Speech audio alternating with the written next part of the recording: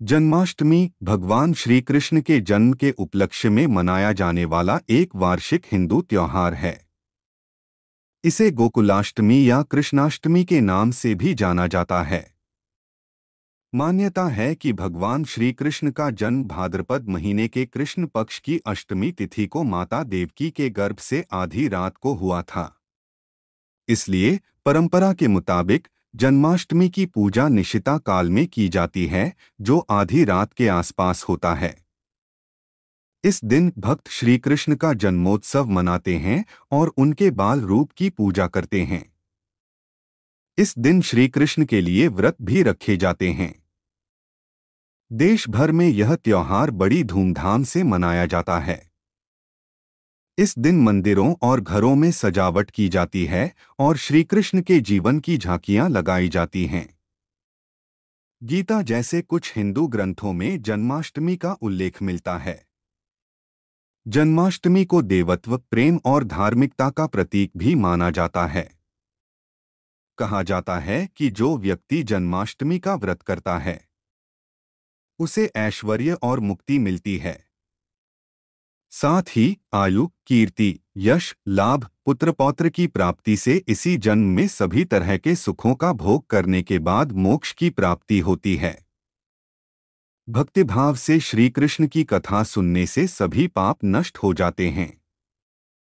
स्कंद पुराण के मतानुसार जो भी व्यक्ति जानकर भी कृष्ण जन्माष्टमी व्रत को नहीं करता, वह मनुष्य जंगल में सर्प और व्याघ्र होता है।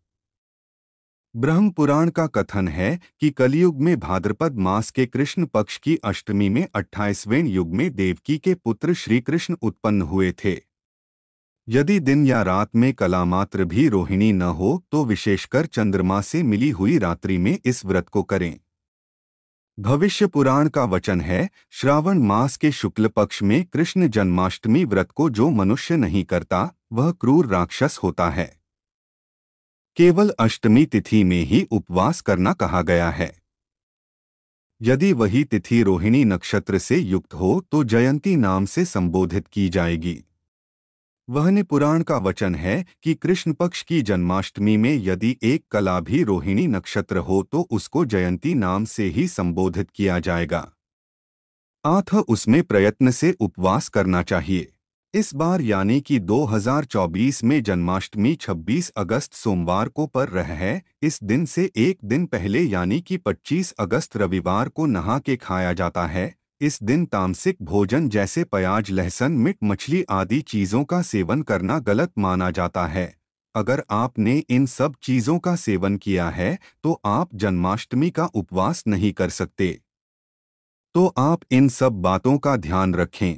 अब हम आपको जन्माष्टमी की व्रत कथा सुनाने जा रहे हैं। इसमें जन्माष्टमी से जुड़े बातों के बारे में बताया गया है। तो आइए शुरू करते हैं। इंद्रदेव ने कहा है, हे ब्रह्मपुत्र, हे मुनियों में श्रेष्ठ, सभी शास्त्रों के ज्ञाता, हे देव, व्रतों में उत्तम उस व्रत को बताएं जिस व्रत से मनुष्यों को मुक्ति, लाभ प्राप्त हो, तथा हे ब्राह्मण, उस व्रत से प्राणियों को भोग व मोक्ष भी प्राप्त हो जाए।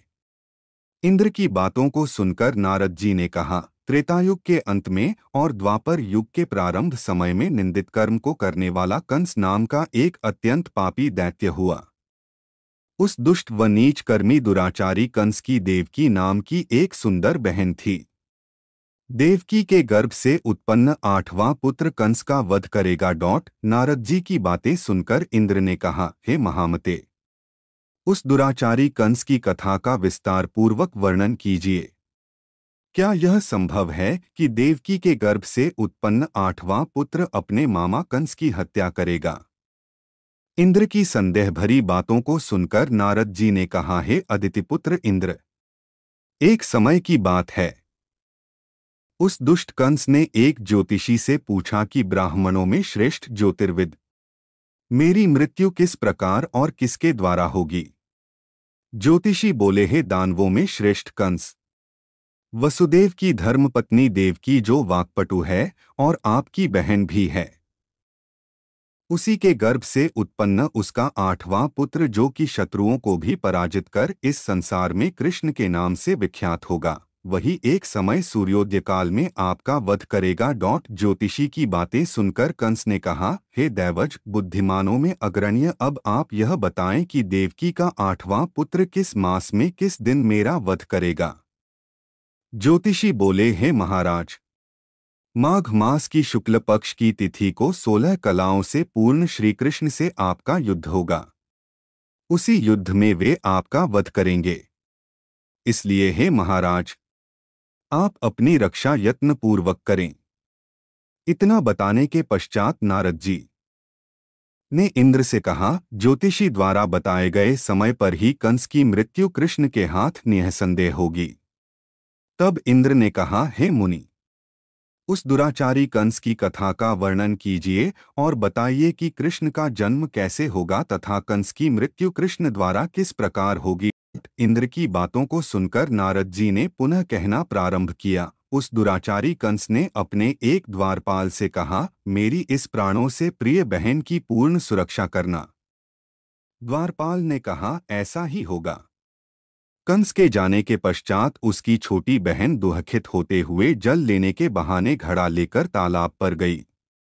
उस तालाब के किनारे एक घनघोर वृक्ष के नीचे बैठकर देवकी रोने लगी। उसी समय एक सुंदर स्त्री जिसका नाम यशोदा था, उसने आकर देवकी से प्रिय वाणी में कहा, हे कांते, इस प्रकार तुम क्यों विलाप कर रही हो? अपने रोने का कारण मुझसे बताओ। तब दुखित देवकी ने यशोदा से कहा, हे बहन, नीच कर्मों में आसक्त दुराचारी मेरा ज्येष्ठ भ्राता कंस है। उस दुष्ट भ्राता ने मेरे कई पुत्रों का वध कर दिया। इस समय मेरे गर्भ में 8वां पुत्र है। वह इसका भी वध कर डालेगा। इस बात में किसी प्रकार का संशय या संदेह नहीं है, क्योंकि मेरे ज्येष्ठ भ्राता को यह भय है कि मेरे अष्टम पुत्र से उसकी मृत्यु अवश्य होगी। देवकी की बातें सुनकर यशोदा ने कहा, हे बहन, विलाप मत करो, मैं भी गर्भवती हूँ। यदि मुझे कन्या हुई तो तुम अपने पुत्र के बदले उस कन्या को ले लेना। इस प्रकार तुम्हारा पुत्र कंस के हाथों मारा नहीं जाएगा। तदंतर कंस ने अपने द्वारपाल से पूछा, देवकी कहाँ है? इस समय वह दिखाई नहीं दे रही है। तब द्वारपाल ने कंस से नम्रवाणी में कहा, हे महाराज, आपकी बहन जल लेने तालाब पर गई हुई हैं। यह सुनते ही कंस क्रोधित हो उठा और उसने द्वारपाल को उसी स्थान पर जाने को कहा जहां वह गई हुई है। द्वारपाल की दृष्टि तालाब के पास देवकी पर पड़ी। तब उसने कहा कि आप किस कारण से यहाँ आई हैं? उसकी बातें सुनकर देवकी ने कहा कि मेरे गृह में जल नहीं था, जिसे लेने मैं जलाशय पर आई हूँ। इसके पश्चात देवकी अपने गृह की ओर चली गई। कंस ने पुनः द्वारपाल से कहा कि इस गृह में मेरी बहन की तुम पूर्णतः रक्षा करो। अब कंस को इतना भय लगने लगा कि गृह के भीतर दरवाजों में विशाल ताले बंद करवा दिए और दरवाजे के बाहर दैत्यों और राक्षसों को पहरेदारी के लिए नियुक्त कर दिया। कंस हर प्रकार से अपने प्राणों को बचाने के प्रयास कर रहा था। एक समय सिंह राशि के सूर्य में आकाश मंडल में जलाधारी मेघों ने अपना प्रभुत्व स्थापित किया। भादौ मास की कृष्ण पक्ष की अष्टमी तिथि को घनघोर अर्धरात्रि थी। उस समय चंद्रमा भी वृष राशि में था। रोहिणी नक्षत्र बुधवार के दिन सौभाग्य योग से संयुक्त चंद्रमा के आधी रात में उदय होने पर आधी रात के उत्तर एक घड़ी जब हो जाए तो श्रुतिस्मृति पुराणोक्त फल निःसंदेह प्राप्त होता है। इस प्रकार बताते हुए नारद जी ने इंद्र से कहा, ऐसे विजय नामक शुभ मुहूर्त में श्री कृष्ण का जन्म हुआ और श्री कृष्ण के प्रभाव से ही उसी क्षण बंदीगृह के दरवाजे स्वयं खुल गए। द्वार पर पहरा देने वाले पहरेदार राक्षस सभी मूर्छित हो गए। देवकी ने उसी क्षण अपने पति वसुदेव से कहा, हे स्वामी, आप निद्रा का त्याग करें और मेरे इस अष्टम पुत्र को गोकुल में ले जाएं। वहां इस पुत्र को नंद गोप की धर्मपत्नी यशोदा को दे दें।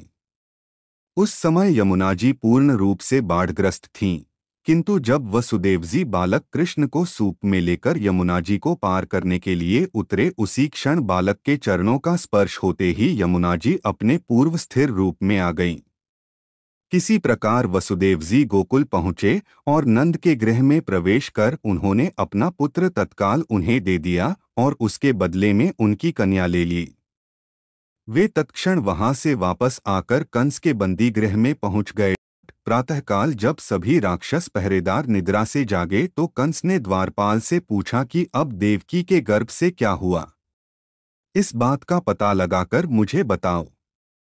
द्वारपालों ने महाराज की आज्ञा को मानते हुए कारागार में जाकर देखा तो वहां देवकी की गोद में एक कन्या थी, जिसे देखकर द्वारपालों ने कंस को सूचित किया, किंतु कंस को तो उस कन्या से भय होने लगा।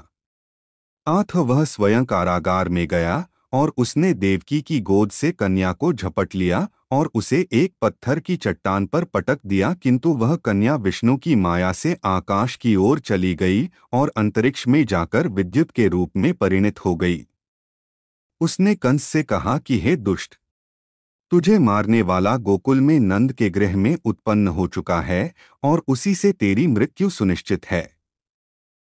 मेरा नाम तो वैष्णवी है, मैं संसार के कर्ता भगवान विष्णु की माया से उत्पन्न हुई हूँ। इतना कहकर वह स्वर्ग की ओर चली गई। उस आकाशवाणी को सुनकर कंस क्रोधित हो उठा। उसने नंदजी के गृह में पूतना राक्षसी को कृष्ण का वध करने के लिए भेजा, किंतु जब वह राक्षसी कृष्ण को स्तनपान कराने लगी तो कृष्ण ने उसके स्तन से उसके प्राणों को खींच लिया और वह राक्षसी कृष्ण कृष्ण कहते हुए मृत्यु को प्राप्त हुई। जब कंस को पूतना की मृत्यु का समाचार प्राप्त हुआ तो उसने कृष्ण का वध करने के लिए क्रमशः केशी नामक दैत्य को अश्व के रूप में, उसके पश्चात अरिष्ठ नामक दैत्य को बैल के रूप में भेजा, किंतु ये दोनों भी कृष्ण के हाथों मृत्यु को प्राप्त हुए। इसके पश्चात कंस ने काल्याख्य नामक दैत्य को कौवे के रूप में भेजा, किंतु वह भी कृष्ण के हाथों मारा गया। अपने बलवान राक्षसों की मृत्यु के आघात से कंस अत्यधिक भयभीत हो गया। उसने द्वारपालों को आज्ञा दी कि नंद को तत्काल मेरे समक्ष उपस्थित करो। द्वारपाल नंद को लेकर जब उपस्थित हुए तब कंस ने नंदजी से कहा कि यदि तुम्हें अपने प्राणों को बचाना है तो पारिजात के पुष्प ले आओ। यदि तुम नहीं ला पाए तो तुम्हारा वध निश्चित है। कंस की बातों को सुनकर नंद ने ऐसा ही होगा कहा और अपने गृह की ओर चले गए। घर आकर उन्होंने संपूर्ण वृत्तांत अपनी पत्नी यशोदा को सुनाया, जिसे श्री कृष्ण भी सुन रहे थे। एक दिन श्री कृष्ण अपने मित्रों के साथ यमुना नदी के किनारे गेंद खेल रहे थे और अचानक स्वयं ने ही गेंद को यमुना में फेंक दिया। यमुना में गेंद फेंकने का मुख्य उद्देश्य यही था कि वे किसी प्रकार पारिजात पुष्पों को ले आएं। अतः वे कदम के वृक्ष पर चढ़कर यमुना में कूद पड़े। कृष्ण के यमुना में कूदने का समाचार श्रीधर नामक गोपाल ने यशोदा को सुनाया।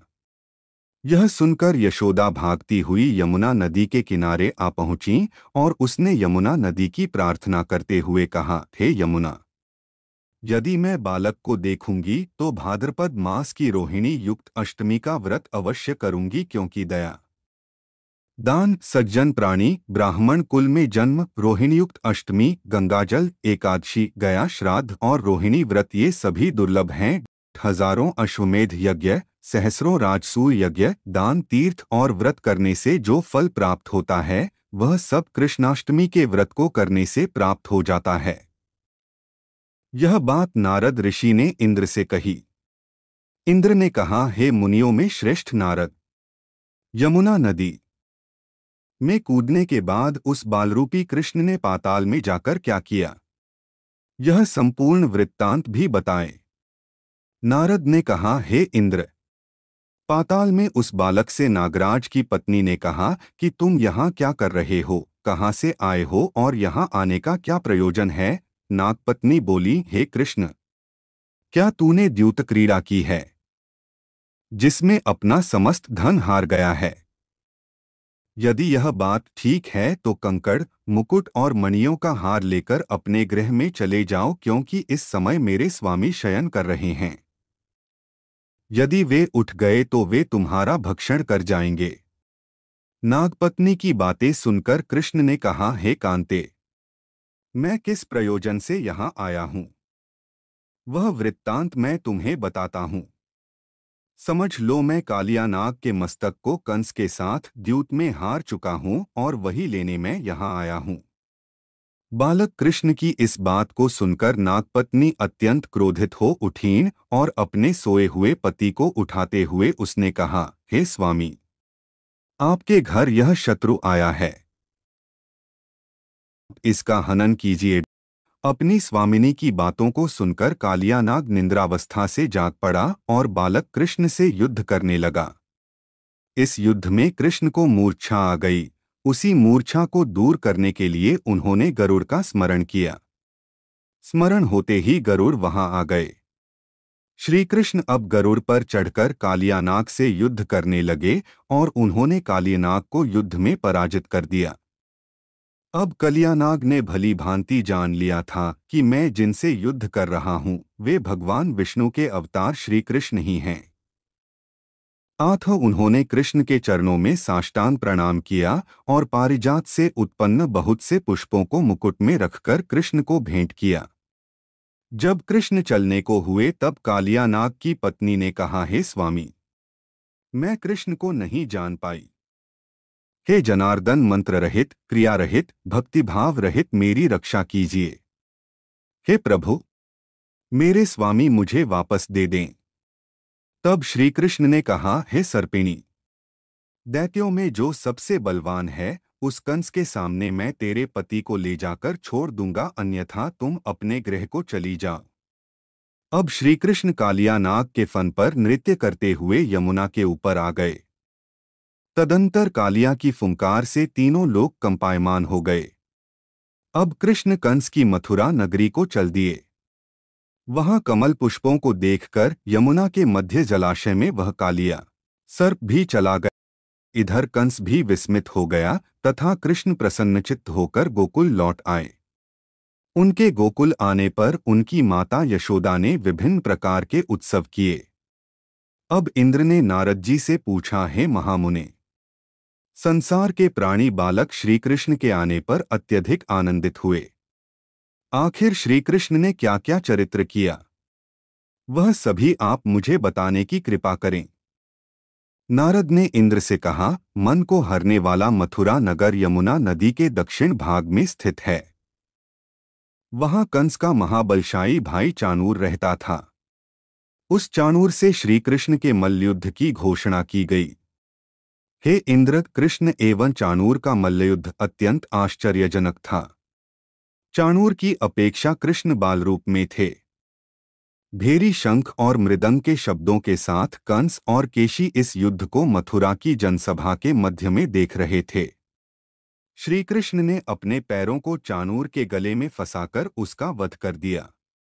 चाणूर की मृत्यु के पश्चात उनका मल्लयुद्ध केशी के साथ हुआ। अंत में केशी भी युद्ध में कृष्ण के द्वारा मारा गया। केशी के मृत्युपरांत मल्लयुद्ध देख रहे सभी प्राणी श्री कृष्ण की जय जयकार करने लगे। बालक कृष्ण द्वारा चाणूर और केशी का वध होना कंस के लिए अत्यंत हृदय विदारक था। अतः उसने सैनिकों को बुलाकर उन्हें आज्ञा दी कि तुम सभी अस्त्र शस्त्रों से सुसज्जित होकर कृष्ण से युद्ध करो।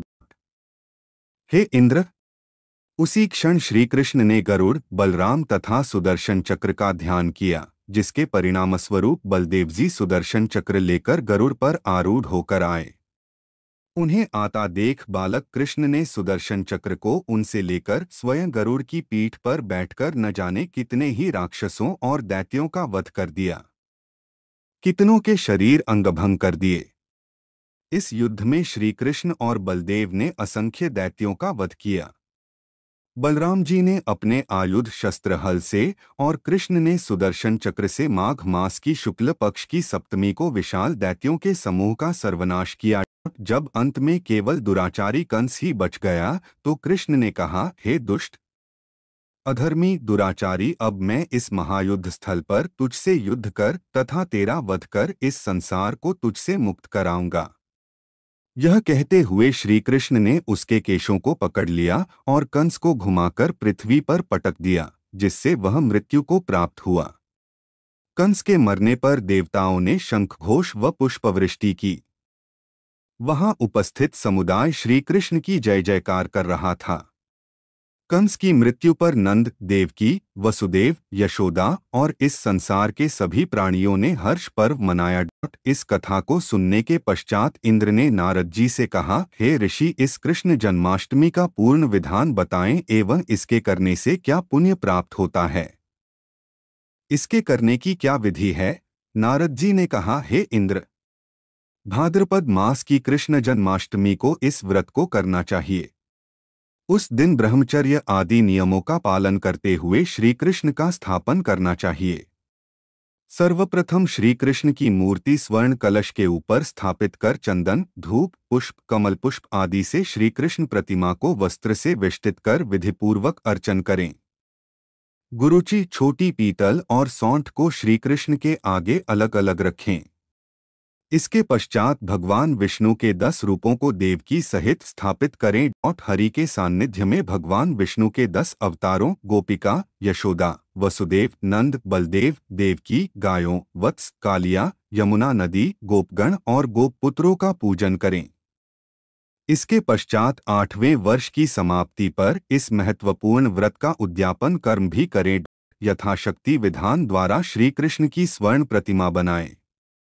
इसके पश्चात मत्स्य कूर्म इस मंत्र द्वारा अर्चनादि करें। आचार्य ब्रह्मा तथा 8 ऋत्विजों का वैदिक रीति से वर्ण करें। प्रतिदिन ब्राह्मण को दक्षिणा और भोजन देकर प्रसन्न करें। उपवास की पूर्व रात्रि को हल्का भोजन करें और ब्रह्मचर्य का पालन करें। उपवास के दिन प्रातःकाल स्नानादि नित्य कर्मों से निवृत्त हो जाएं। पश्चात सूर्य, सोम, यम, काल, संधि, भूत, पवन, दिक्पति, भूमि, आकाश, खेचर, अमर और ब्रह्मादि को नमस्कार कर पूर्व या उत्तर मुख बैठें। इसके बाद जल, फल, कुश और गंध लेकर संकल्प करें, ममाखिल पाप प्रशमन पूर्वक सर्वाभीष्ट सिद्धे श्री कृष्ण जन्माष्टमी व्रत में ही करिष्ये। अब मध्याह्न के समय काले तिलों के जल से स्नान कर देवकी जी के लिए सूतिकाग्रह नियत करें। तत्पश्चात भगवान श्री कृष्ण की मूर्ति या चित्र स्थापित करें।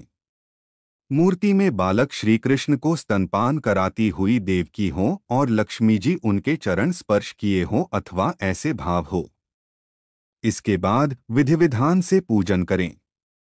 पूजन में देवकी, वसुदेव, बलदेव, नंद, यशोदा और लक्ष्मी इन सबका नाम क्रमशः निर्दिष्ट करना चाहिए।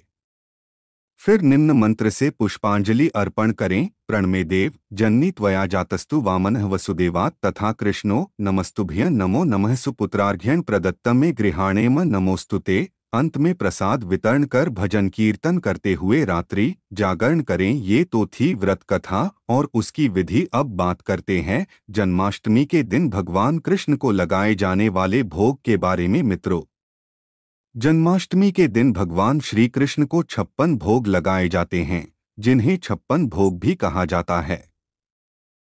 इन भोगों में भगवान के पसंदीदा व्यंजन शामिल होते हैं। इन भोगों में कई तरह के पेय, अनाज, फल, सूखे मेवे और मिठाइयाँ शामिल होती हैं। इन भोगों को एक खास क्रम में परोसा जाता है। पहले दूध की चीजें, फिर नमकीन सामान और आखिर में मिठाई। 56 भोग में शामिल होने वाले कुछ व्यंजन ये हैं: माखन मिश्री, खीर, रसगुल्ला, जीरा लड्डू, जलेबी, रबड़ी, मालपुआ, मोहन भोग, मूंग दाल का हलवा, घेवर, पेड़ा, काजू, बादाम, पिस्ता, इलायची, पंचामृत, शक्कर पारा, मठरी, चटनी, मुरब्बा, आम, केला, अंगूर, सेब, आलू बुखारा, किशमिश। 56 भोग की कहानी गोवर्धन लीला से जुड़ी है। माना जाता है कि माता यशोदा अपने बेटे कान्हा को 7 दिन 8 प्रहर अलग अलग पकवान खिलाया करती थीं। इस तरह कुल मिलाकर 56 भोग हुए और फिर से उन्हें 56 भोग चढ़ाया जाने लगा। 56 भोग सिर्फ भोजन और स्वाद के बारे में नहीं है, बल्कि यह आध्यात्मिकता और भक्ति का अनुभव है।